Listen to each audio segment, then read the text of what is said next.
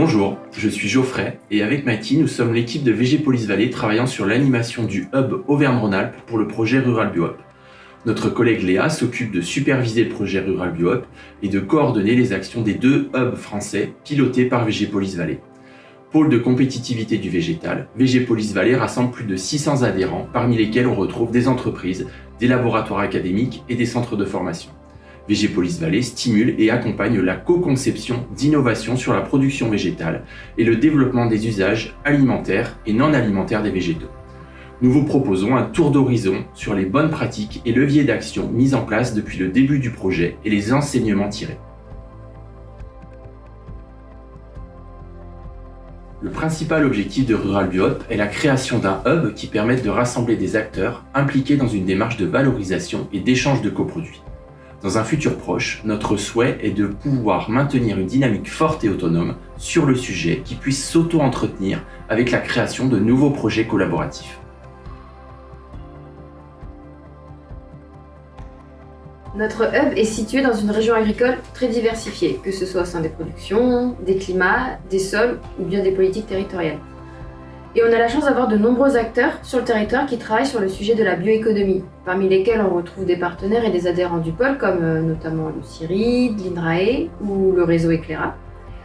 Et parallèlement au projet Rural BioHub, nous avons déjà plusieurs initiatives qui ont vu le jour sur la thématique de la bioéconomie, comme le projet BioRaf par exemple qui vise à améliorer le lien entre le monde de la formation et les besoins du monde économique en ciblant la valorisation des coproduits agricoles, ou encore la dynamique d'économie circulaire développée par des collectivités territoriales.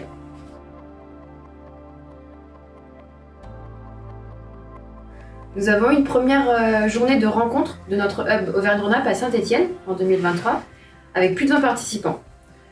Un autre événement qui a bien fonctionné, c'est aussi notre deuxième journée de rencontre du hub Aura à Clermont-Ferrand, avec plus de 30 participants en juin 2024.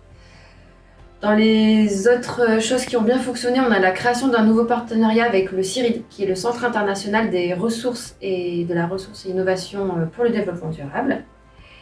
Et enfin, on a eu des mises en relation qui ont débouché sur des nouvelles collaborations entre acteurs, comme par exemple un producteur d'oignons avec une entreprise de bioplastique, ou encore un sélectionneur de pivoine et une entreprise de cosmétiques frais.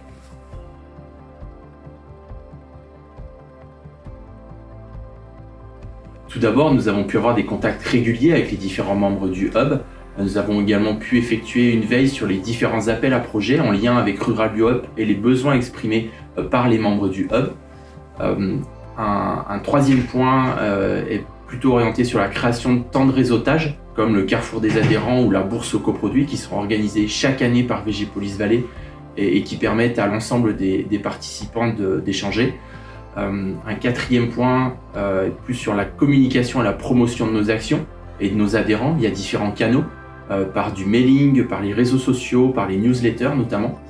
Et enfin, le large réseau de Végépolis Vallée permet de faire rayonner le projet, que ce soit au niveau des collectivités, au niveau des entreprises ou bien encore des centres de formation et de recherche.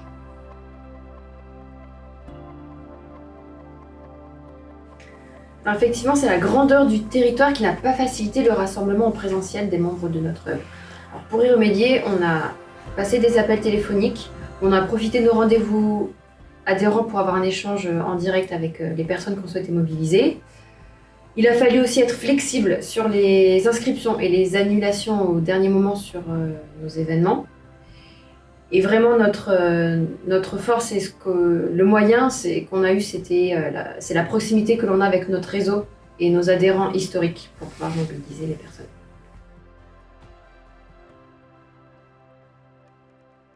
Éventuellement mobiliser un réseau plus large d'acteurs associés au projet, éventuellement mobiliser le second cercle du réseau.